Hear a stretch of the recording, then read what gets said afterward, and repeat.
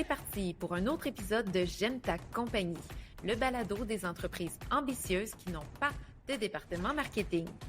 Depuis plusieurs années, notre équipe accompagne des entreprises dans le développement de plans marketing et dans la concrétisation de leurs ambitions. On va se dire les vraies affaires, la réalité n'est pas la même quand tu n'as pas un département marketing complet pour assurer le développement des affaires de l'entreprise. Notre promesse, c'est que chaque épisode regorge de trucs et d'outils pour que vous puissiez prendre de meilleures décisions d'affaires. Ici, on s'élève ensemble pour bâtir des entreprises qui nous ressemblent et qui créent de la valeur pour nos communautés. Pour attirer et fidéliser les bonnes clientèles et les plus grands talents, tout est marketing. Et comme nous connaissons la valeur de votre temps, place à l'épisode. C'est parti pour un nouvel épisode de J'aime ta compagnie qui s'intitule aujourd'hui Audience versus communauté. Alors, j'espère que vous êtes bien aujourd'hui. Ici Marie-Michèle Bélanger, comme à l'habitude, stratège marketing à la firme. Si c'est votre premier épisode avec nous, évidemment que je vous salue.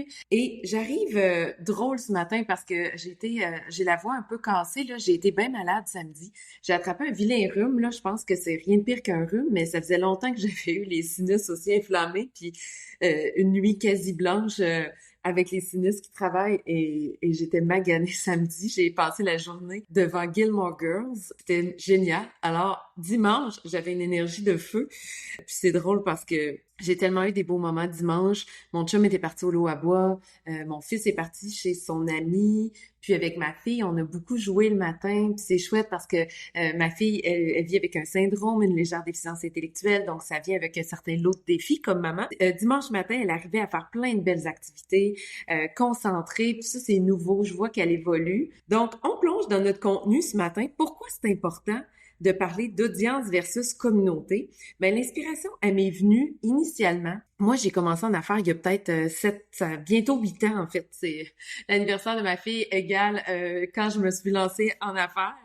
Et j'étais plus dans la communauté des infopreneurs ou du produit d'information. Ça veut dire que on vend des formations en ligne, on vend des PDF, on vend des outils. Et puis, dans cet esprit, dans cette groupe d'individus-là, souvent, ce qui est dit, c'est bâtir une communauté d'acheteurs. Bâtir une communauté d'acheteurs. Puis là, ben moi, j'ai gobé ça pendant des années. Je me disais, faut que je sois sur les réseaux sociaux pour bâtir une communauté d'acheteurs. Mais avec mon bientôt 8 ans d'expérience en affaires, j'ai identifié que ça n'a pas de bon sens de dire ça et que ça nous fait passer à côté de superbes opportunités comme gestionnaire d'entreprise, d'organismes à but non lucratif, de prendre plus de place et d'atteindre nos réels objectifs. Et aujourd'hui, je vais vous expliquer pourquoi c'est important de distinguer bâtir une audience versus se joindre à des communautés pour faciliter notre développement des affaires ou notre développement d'organismes. J'aime bien toujours commencer avec des fameuses définitions. Moi, mon outil, c'est Antidote et je consulte Antidote en octobre 2024 pour vous sortir ces définitions-là, pour bien donner mes sources. Donc, quand je cherche, qu'est-ce qui est le fameux nom féminin d'une audience là, dans Antidote? Eh bien, je vais sauter ce qui n'a pas rapport. Là. Je vais m'intéresser à ce qui nous concerne aujourd'hui. Voyez, accueil favorable fait par le public à une œuvre, une pensée, une activité. Nombre ou pourcentage de personnes jointes par un média. Envieux, soutenu. Attention que l'on accorde à quelqu'un. Ah, vous voyez comme c'est intéressant. Donc, c'est l'attention que les gens nous accorderaient finalement à nos pensées, à nos idées, à nos contenus, etc. Vous voyez du côté du champ lexical. Il y a beaucoup de mots qui ont trait à une audience dans le domaine judiciaire, tribunal. Mais nous, c'est pas ça qui nous intéresse aujourd'hui. Donc, dans le champ lexical qui nous concerne aujourd'hui, on voit téléspectateurs, chaîne, prime time, télévision, annonceur, émission, auditeur, retransmission, radio, diffusion, antenne, télé-réalité, médias. Je m'arrête ici. On comprend qu'il s'agit de médias. D'être le média. Donc, on se bâtit notre propre média qui a une audience, qui reçoit nos pensées, nos idées, qui adhère, qui s'informe ou qui se divertit auprès de nous. Hein. On peut passer à un humoriste là, qui fait un compte Instagram qui fait des super bonnes blagues. Ben, il y a son audience qui vient se divertir. Donc, on peut avoir différents besoins quand on se connecte à un média, quand on décide d'accorder de l'attention à un média, mais on s'entend qu'il s'agit de nous qui diffusons nos idées, nos pensées, nos contenus auprès d'une audience que ça rejoint. un peu comme le ferait un média.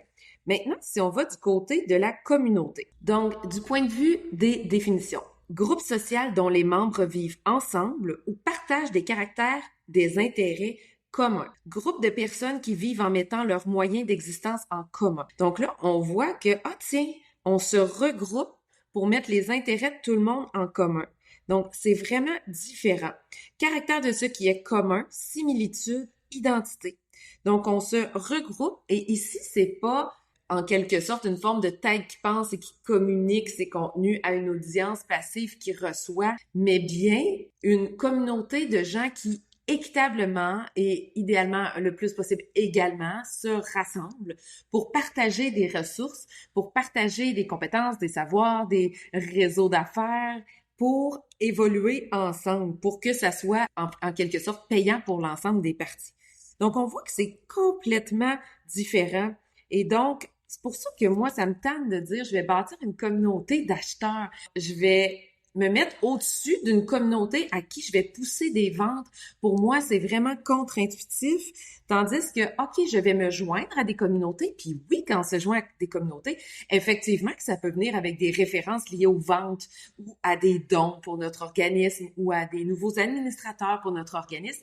Mais le but de se joindre à une communauté, c'est d'être égaux aux autres et de partager nos ressources ensemble.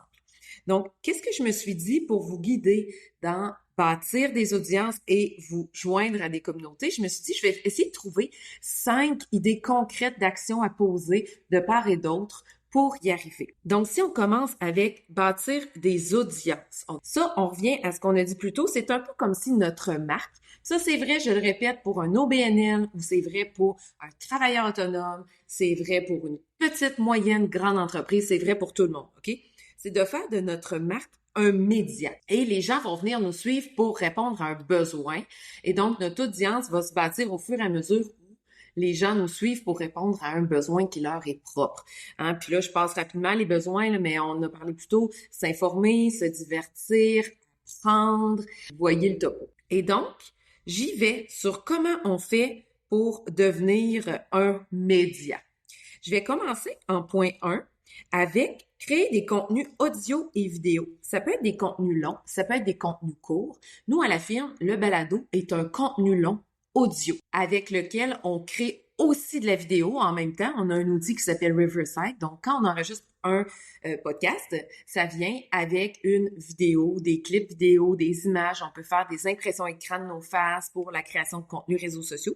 Et donc, pourquoi c'est pertinent d'avoir un contenu audio et vidéo? Ben, c'est que là, les gens peuvent vraiment comprendre qui on est. C'est dur pour moi de faire semblant pendant un épisode de 30 minutes. C'est clair que vous arrivez à capter c'est qui ma personnalité, c'est quoi mes valeurs profondes, ressentir ça, puis à y adhérer ou pas, à débarquer ou embarquer, à décrocher ou à référer le podcast à d'autres collègues quand vous sentez que ça peut leur être payant. Donc, premièrement, on peut créer un contenu audio et vidéo qui va être hébergé sur diverses plateformes. Par exemple, notre podcast, nous, il va sur Spotify, il va sur Apple Podcasts, et il va sur YouTube. Donc, sans même qu'on fasse d'opération pour diffuser ou assurer le rayonnement du balado, il va se retrouver sur ces plateformes-là. Et donc, quelqu'un qui cherche sur YouTube comment bâtir une audience, mais risque de tomber sur cet épisode-ci sans qu'on ait fait d'autres efforts que de pousser en ligne un audio de notre podcast. Le deuxième point pour bâtir une audience, ce sont les réseaux sociaux.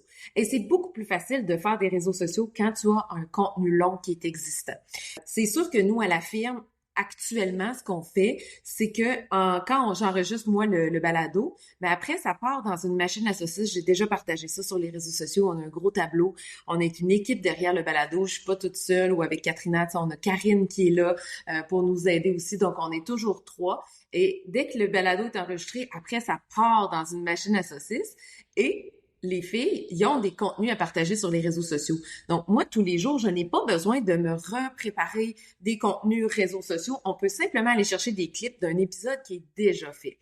Donc, c'est sûr que quand on crée des contenus vidéo audio. Ça nous fait du beau matériel pour les réseaux sociaux. Puis on peut, en anglais, on parle de batching. Donc, on fait une batch. Dans une journée, on peut faire 2, 3, 4 contenus longs. Puis après, on peut rouler là-dessus sur les réseaux sociaux pendant des semaines, peut-être même des mois. Et ça, qu'est-ce que ça fait? Ben, ça fait qu'on peut, encore une fois, démontrer qui on est, pourquoi on fait les choses, c'est quoi nos valeurs profondes, c'est quoi notre positionnement, notre unicité de marque par rapport aux concurrents, à travers tous les contenus qu'on partage sur les réseaux sociaux.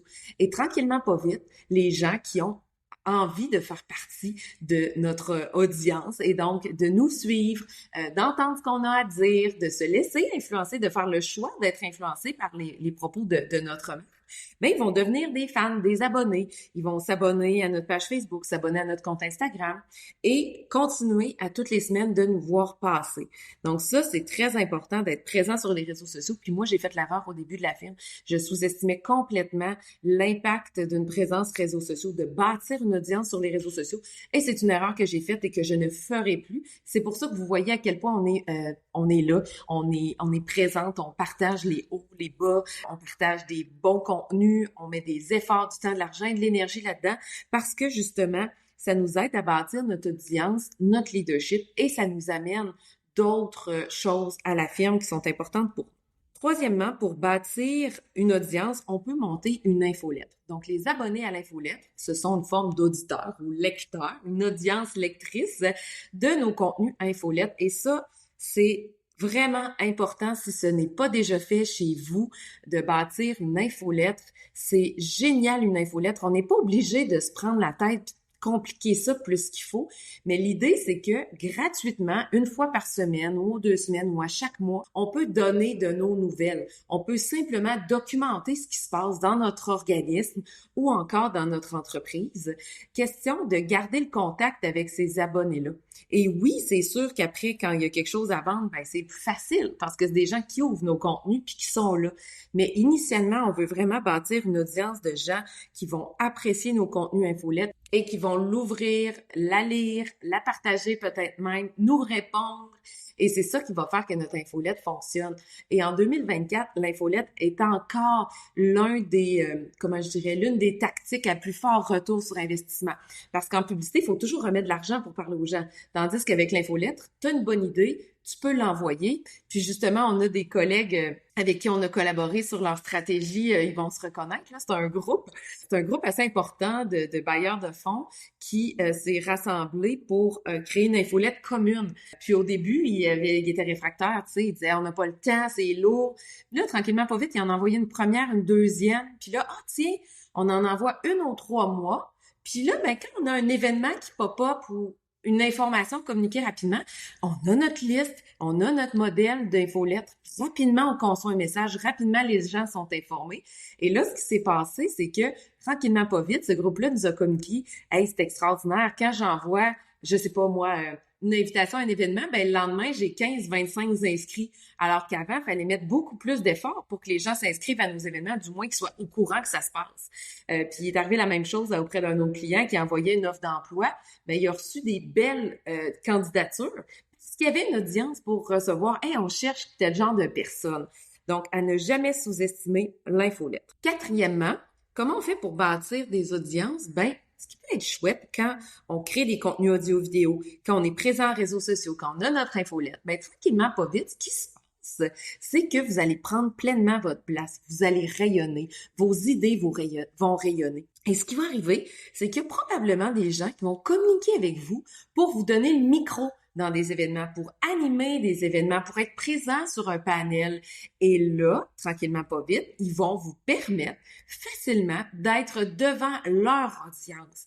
Et ça, c'est extrêmement chouette parce que nous, comme à la firme, on bâtit notre audience à chaque abonné par chaque abonné. On n'a jamais fait des grands coups, des shows de boucan. Et ça fait que notre audience est là puis elle est solide. Mais on va chercher des personnes une par une. Mais quand on débarque et on donne une conférence devant des personnes qui ne nous connaissaient pas, bien rapidement, on a comme 150 personnes devant nous qui font c'est qui la firme, puis qui nous rappelle par la suite, qui veulent devenir partenaires ou clients, ou peu importe, qui cherchent une job, puis qui veulent travailler avec nous. On ne sait jamais. Et donc, le plus qu'on prend de la place, le plus qu'on va se faire passer le micro dans des événements et avoir l'opportunité de parler devant des audiences qui ne sont pas encore les nôtres. Et de fait, dans ces moments-là, ben probablement qu'on peut essayer de susciter des inscriptions à nos médias, à nos réseaux sociaux. On peut dire, par exemple, on est sur Instagram, venez nous suivre. Hey, on a un balado qui s'appelle J'aime ta compagnie. Allez vous abonner, plein de trucs et d'astuces pour bâtir votre entreprise ou votre organisme. Donc, on peut arriver à transformer cette audience qui ne nous appartient pas en personnes qui vont venir finalement nous joindre dans nos canaux à nous. Et cinquièmement, si vous le souhaitez, vous pourriez décider de créer vous-même ces opportunités-là, soit de créer des événements. Par exemple, nous, à la firme, je pourrais dire, OK, ben, je vais créer un événement, planif stratégique entreprise ou whatever. J'invite des collègues de partout dans le Québec. On parle des tendances marketing 2025. On loue une salle à tel hôtel, puis on crée un superbe événement. On invite des gens. Et donc là, moi, j'invite mon audience et mes différents partenaires vont inviter leurs audiences à eux. On va se retrouver ensemble, on va avoir la chance de parler aux audiences de tout le monde, puis on va avoir pris le taureau par les cornes. Donc, on n'attend pas de se faire donner le micro, mais on a le leadership de se monter nous-mêmes en gang, une belle audience, et là, on va parler à ces gens-là, et évidemment, comme je le disais plus tôt, tenter de les transformer en personnes qui vont nous suivre dans nos autres réseaux. Alors ça, c'est ce qui conclut la portion bâtir des audiences, soit des gens qui décident de nous donner leur attention. Là, on va passer du côté de la communauté. Donc ici, c'est pas de dire on se crée un groupe puis on leur parle, mais c'est plutôt de dire je vais me joindre à des communautés qui n'ont pas nécessairement besoin de moi. Donc c'est des communautés qui vont être autosuffisantes, que je peux me joindre, je peux quitter, mais qui répondent à un de mes besoins. Par exemple, moi, Marie-Michel, entrepreneur, je peux avoir des besoins personnels. Je pourrais avoir le besoin, par exemple, ma fille, son syndrome, ça s'appelle le syndrome DDX3X. Ben, on est une mini communauté dans le monde parce que je pense qu'il y a 600 petites, c'est une maladie génétique extrêmement rare. Donc, je pourrais décider de me joindre à la fondation DDX3X, puis participer au meeting une fois par mois, puis je me sentirais moins seule dans ma réalité de maman, d'une petite fille DDX3X, avoir le cœur plus léger, puis arriver au bureau de meilleure humeur, puis je me sentirais moins seule dans ce genre de réalité-là. On peut avoir aussi besoin de soutien d'un point de vue professionnel. Comme gestionnaire ou entrepreneur, on est pas mal tout seul en haut de la montagne, entre guillemets, là, c'est une métaphore, mais c'est clair qu'on se sent seul. J'allais dire rien que c'est un temps. Je vais le dire trop tard, ça a été dit. Pour ceux qui comprennent pas cette expression, c'est qu'on se sent très, très, très seul finalement là, avec les problèmes, avec le poids de trouver les solutions, avec le poids de joindre tous les bouts ensemble pour que ça fonctionne. Ben, ça peut être une bonne idée de chercher à combler ce besoin de soutien-là à travers différentes communautés. Peut-être qu'on peut se joindre à des communautés qui cherchent à développer des compétences ou partager des compétences. Ça peut être chouette aussi. Ou aussi se joindre à des communautés pour développer notre réseau de développement des affaires. Là, ça, c'est vrai aussi pour les gens en OBNL. Je l'ai souvent dit. Si tu n'as pas de réseau, c'est difficile d'aller chercher des administrateurs de haut niveau, par exemple. OK? Donc, on a besoin d'avoir des réseaux d'affaires, des gens qui nous réfèrent, des personnes. Ils peuvent nous référer des nouveaux collègues, ils peuvent nous référer des clients, des partenaires potentiels, des bailleurs de fonds qui ont des sous à investir dans notre genre de projet. Name it, OK? Donc, des communautés dans lesquelles on arrive à développer nos réseaux d'affaires pour avancer plus rapidement. La première chose, c'est de trouver des groupes de soutien. Des groupes de soutien, peu importe notre besoin, peu importe là où dans la vie on se sent seul, il existe un groupe de soutien. Je dis n'importe quoi, si j'ai un problème avec l'alcoolisme, je consomme trop d'alcool, ben c'est sûr que si j'essaie d'arrêter de boire trop d'alcool toute seule, ça ne fonctionnera pas. Je peux me trouver un groupe de soutien, puis on va faire ça ensemble. Mais c'est vrai pour toutes les problématiques, pour toutes les sphères de notre vie où on peut se sentir seul, on peut trouver un groupe de soutien, puis autant personnel que professionnel. OK? On pourrait se trouver un groupe de soutien en développement du leadership. On pourrait se trouver un groupe de soutien en développement de nos compétences en finance puis en comptabilité d'entreprise. On pourrait penser, entre autres, aussi à des groupes de co-développement. Je sais, par exemple, que, entre autres, Evol, pour les femmes, crée des cellules de co-développement partout dans le Québec, soit par région ou encore par type d'entreprise. peut aller de ce côté-là pour trouver du soutien entre les pairs. Deuxièmement, les différents groupes d'affaires. Là, ça, c'est ce qui est le plus facile parce qu'il en existe plein. On peut penser aux chambres de commerce, on peut penser aux espaces de coworking, on peut penser très concrètement, moi, je suis experte marketing entre chefs PME. C'est un super groupe d'affaires qui nous permet d'être en cellule avec des entreprises qui nous ressemblent et qui nous permet rapidement de brainstormer des solutions à nos problèmes, de faire venir des experts pour nous outiller dans les nouvelles avancées, par exemple technologiques ou les meilleures pratiques marketing ou RH.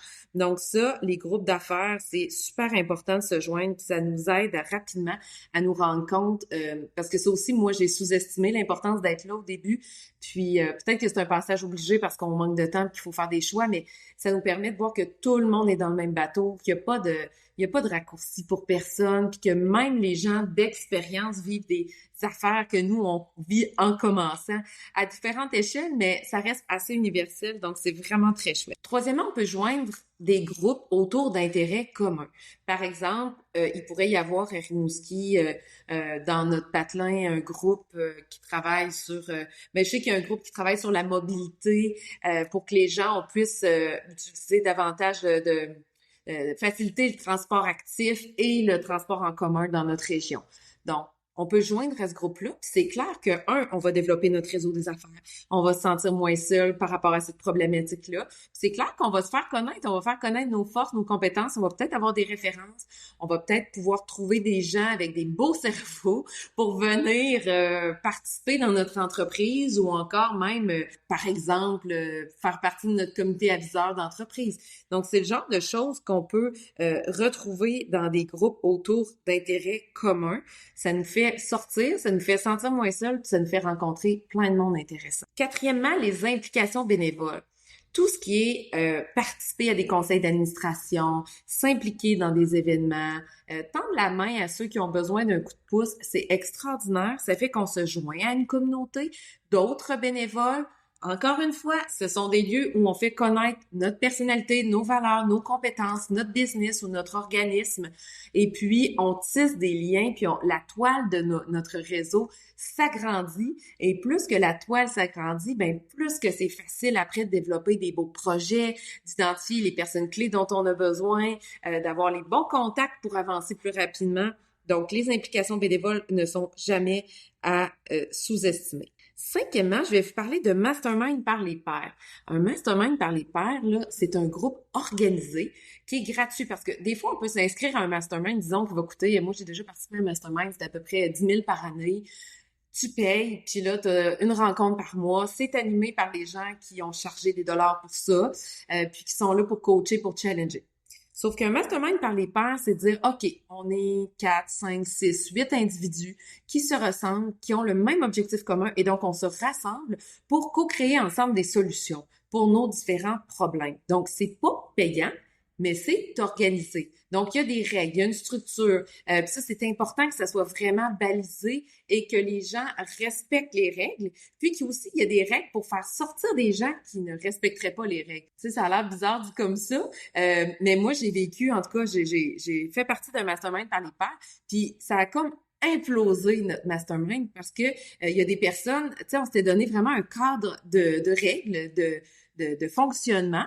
Et puis, ça n'était pas toujours respecté par les différentes personnes. C'est comme si les personnes disaient, ah, ben moi, ça me convient pas, mais je reste dans le groupe, mais ça, je le ferai pas. Mais ça peut pas fonctionner. OK, un mastermind par les pairs, si on est 8, faut des règles de fonctionnement, faut appliquer les règles de fonctionnement. Puis si après, je sais pas moi, 3 fois que tu respectes pas les règles de fonctionnement, mais c'est terminé pour toi, puis c'est tout, puis c'est pas contre les gens, mais c'est juste que c'est comme ça que ça marche un mastermind par les pairs. On peut pas juste venir quand ça nous adonne aussi ou quand ça nous convient, parce que l'idée, c'est que l'autre a peut-être besoin de notre génie ce soir-là pour solutionner son problème. Alors peut-être que nous, on sent moins l'urgence d'être là un vendredi soir donné, mais il faut être là pour les autres aussi. C'est vraiment un groupe de partage. Et ça peut être extrêmement puissant. Le nombre de problèmes que j'ai réglés dans un mastermind par les pairs, c'est extraordinaire parce que moi, ce qui s'avérait un problème gros pour moi, pour les autres, c'était vraiment pas niaiseux, mais c'était comme une petite affaire. Puis, ils voyaient clair dans les solutions parce qu'ils n'étaient pas dépassés par l'ampleur du problème que moi, je m'étais créé, tu sais. qui n'était pas vraiment vrai. Donc, c'est extraordinaire un mastermind par les pairs. Puis vous pouvez vous amuser à tenter de le créer, à trouver 2, 3, 4 personnes qui vous ressemblent, qui ont des intérêts communs, qui ont des problématiques communes, puis qui ont ce désir-là de participer à un groupe de co-développement qui est dans le partage, OK? On veut pas des gens qui sont centrés sur leur nombril. C'est plate ce que je dis, mais je vais nommer un chat un chat. Si tu arrives là centré sur ton nombril, ça fonctionne pas. Parce que c'est un groupe qui doit être dans la générosité, dans la présence pour les autres, même quand toi, t'en as pas besoin. Donc, je vous invite vraiment à l'essayer. C'est extraordinaire. Je vais pas le mettre comme un 6e point. J'ai dit 5 points par catégorie, mais je vais rappeler ici les réseaux sociaux. Parce qu'on peut utiliser les réseaux sociaux pour créer une audience, mais on peut utiliser les réseaux sociaux pour faire partie de communautés. Ça, c'est vrai avec nos réseaux sociaux personnels, surtout sur LinkedIn. Là, ben, c'est sûr qu'en personnel, on peut faire partie, par exemple, sur Facebook, de plein de groupes, là, groupe zéro déchet, groupe DDX3X, moi, je pense à moi. Là. Mais là, je parle vraiment du côté de développement des affaires ou d'organismes. Avec notre compte privé sur LinkedIn, on peut faire partie de différents groupes. Et avec nos comptes affaires aussi, on peut faire partie de différents groupes et engager, tisser des liens avec différentes communautés.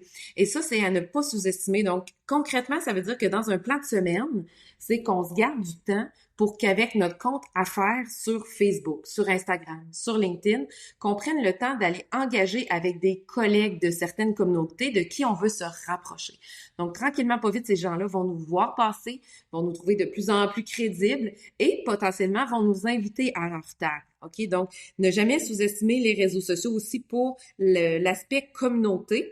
Mais tu te joins. C'est pas tu vas imposer ta personne ou tu vas imposer ton contenu ou ce que tu as à proposer, mais bien aller tranquillement pas vite, engager avec les communautés et tranquillement pas vite les convaincre que tu as une place à la table. OK? Donc, c'est vraiment très différent. Alors, en conclusion, moi, ce que je vous invite à faire, c'est à réfléchir dans la prochaine année, 2025 s'en vient.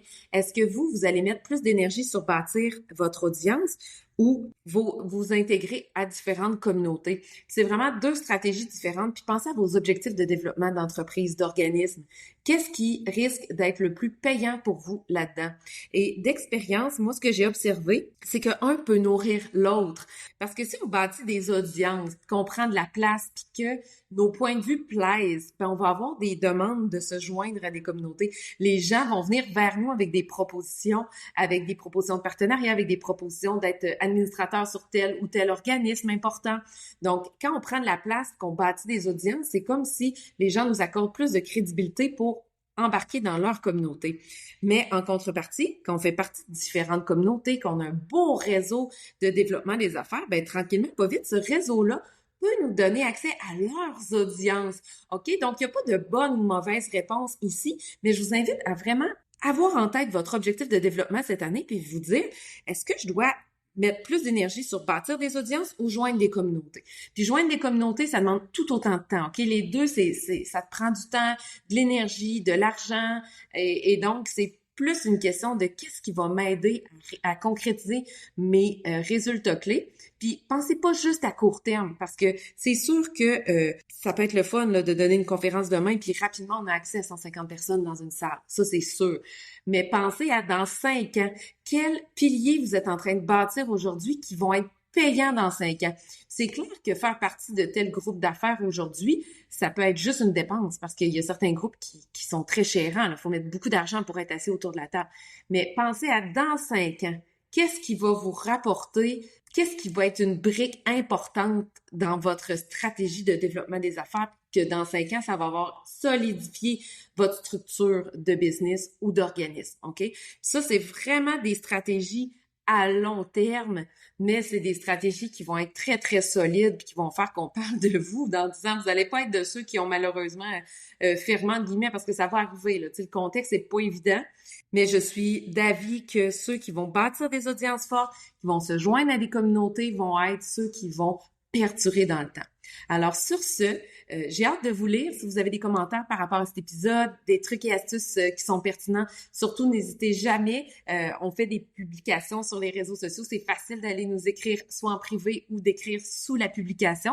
Et évidemment, abonnez-vous au balado. C'est ce qui fait que vous allez recevoir le balado à chaque semaine dans votre application. de lecture de balado et c'est ce qui dit aux différents algorithmes que notre balado a de la valeur. OK? C'est vraiment les abonnés qui ont de la valeur. Donc, plus que vous vous abonnez, ben plus que nous, les différents outils vont endosser nos contenus et les présenter à des nouvelles personnes. Alors, sur ce, je vous salue et je vous dis à la semaine prochaine.